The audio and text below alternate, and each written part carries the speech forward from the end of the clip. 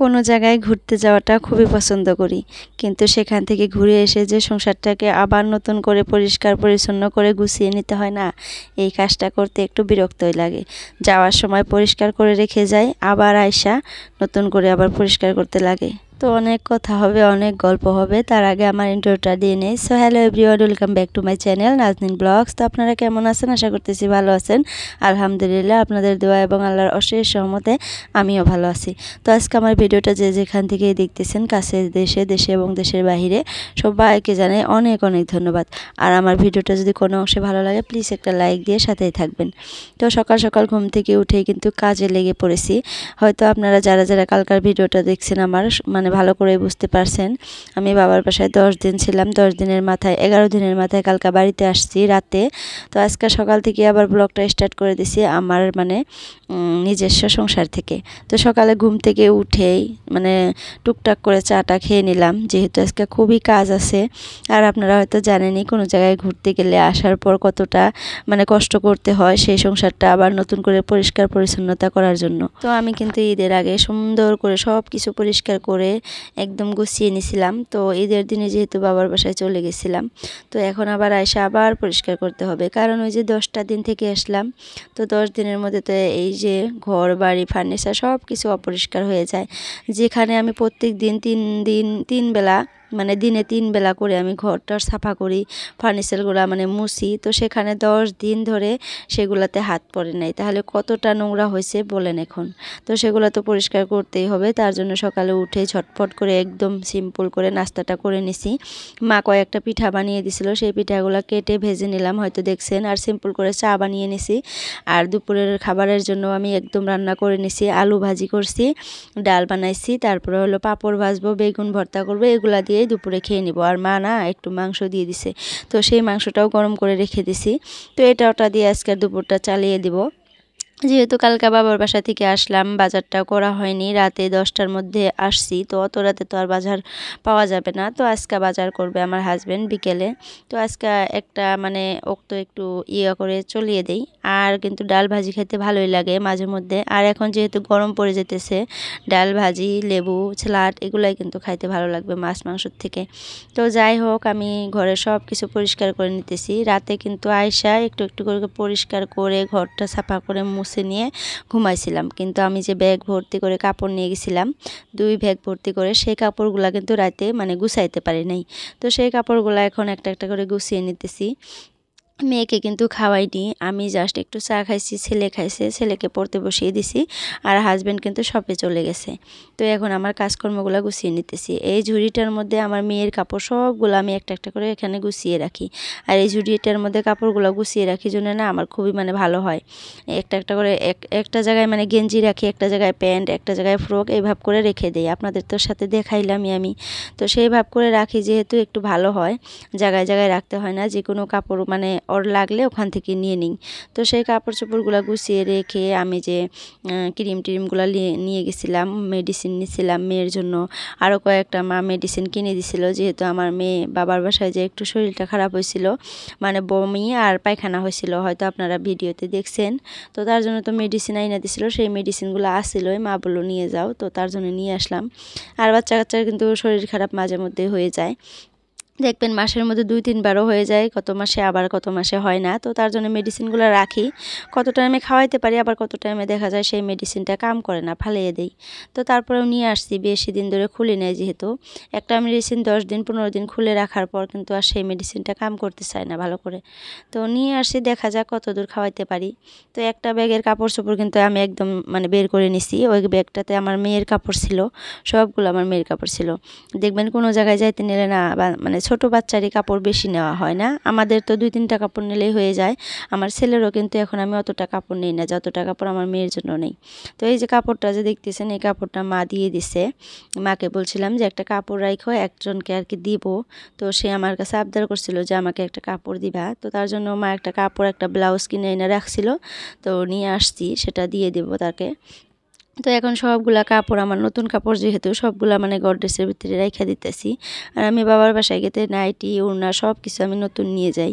এখানে যেগুলো ইউজ করি না ওইগুলো কিন্তু আমার বাবার বাসায় যে আমি পরি না। তো এখানকারগুলো আলাদা থাকে আর গডরেজের ভিতরে যে নতুনগুলো থাকে সেগুলো আমি বাবার বাসায় নিয়ে যা পরি। তো সেগুলো ধুয়ে নিয়ে আসছিলাম ব্যাগে থেকে বের করে সবগুলো গডরেজে মানে রেখে দিলাম। আমি কিন্তু কোনো জায়গায় ঘুরতে যাওয়াটা খুবই পছন্দ করি। কি যে মানে ভালো লাগে কোনো জায়গায় ঘুরতে যাওয়ার আগে মানে যদি শুনি যে কোনো জায়গায় ঘুরতে যাব তো তার আগে দেখবেন 3 দিন থেকে আমি প্রিপারেশন নেই যাবো যে তার জন্য। তো যাওয়ার সময় তো খুবই ভালো লাগে, বাট আয়সা যে এই যে ঘর বাড়িগুলো আবার নতুন করে পরিষ্কার করতে হয় না, মানে কত টাইমে করতে ইচ্ছা করে আবার কত টাইমে ইচ্ছা করে না, কারণ যে ঘুরতে গেলে মনটা মানে একটু ভালো লাগে। তো ঘুরে আসার পর কিন্তু বাড়িতে আসা 2 দিন মন টেকে না, মানে ভালো লাগে না। তো সেখানে আবার ঘর টরগুলো পরিষ্কার করতে লাগে, তো সেই কাজগুলো না আমার করতে একদমই ভালো লাগে না, বিরক্ত লাগে। তারপরেও করতে হয় যেহেতু একটু পরিষ্কার পরিচ্ছন্ন থাকতে ভালোবাসি। তো লেতেরা বেতরা হয়ে কিন্তু থাকলে থাকা যায়, কিন্তু একদমই ভালোবাসি না সেরকম করে। এরকম করে পরিষ্কার করে রাখি যে হঠাৎ করে যদি একটা মানুষ বাড়িতে আসে যাতে সে আইসা আর কি দেখতে পারে যে পরিষ্কার পরিচ্ছন্নতা, তার জন্য আর কি ভালো করে রাখা, পরিষ্কার করে রাখা। যেহেতু 2টা বাচ্চা আছে আমার, তারপরেও কতটা আমি দেখা যায় বিছানাগুলো অগোছালো হয়ে থাকে, কতটা আমি মানে ঘুম পাড়াই বিছানায়।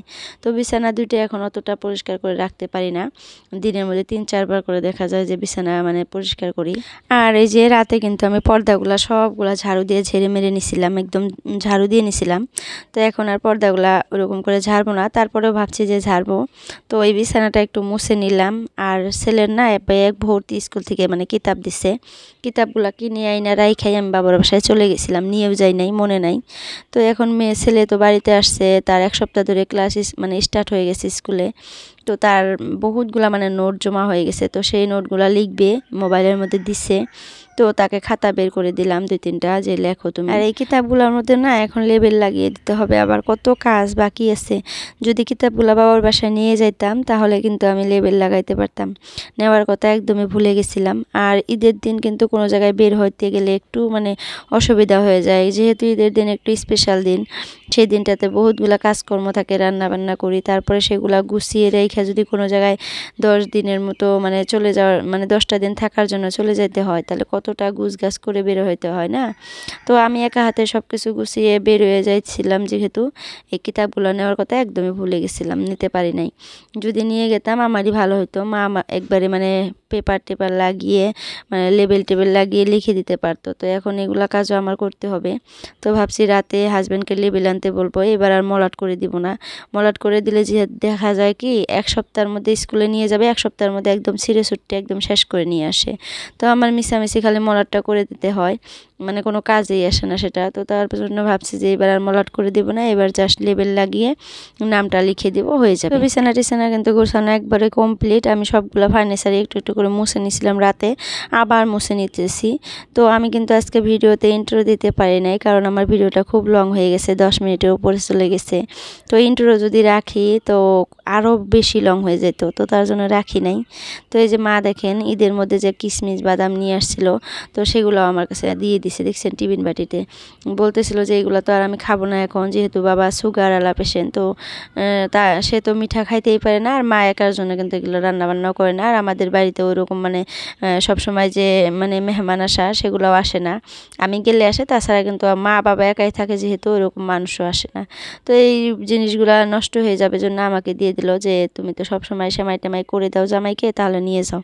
তো দিয়ে দিছিল, আমি সবগুলা গুছিয়ে রাখলাম, রেখে এখন ঘরটা ভালো করে ঝাড়ু মেরে নিব, ঝাড়ু দিয়ে মুছে নিব, বাস আজকের মতো আমার সংসারে সব কিছু কাজকর্ম করা একদমই কমপ্লিট। তো এই কাজগুলো না করতে তো ভালো লাগে না, যখন করে টোরে একদম ঘরটার দিকে তাকাই, মানে সব পরিষ্কার করে মুছে টুছে যখন ঘরের ভিতরে আসি তখন যে মনটাতে কতটা শান্তি পাই সেটা আর আপনাদের বলে বুঝাইতে পারবো না আমি।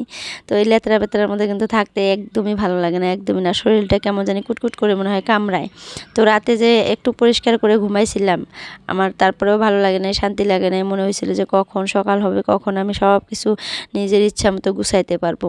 তো এখন ফাইনালি গুছিয়ে নিলাম সব কিছু, ভালো লাগতেছে এখন।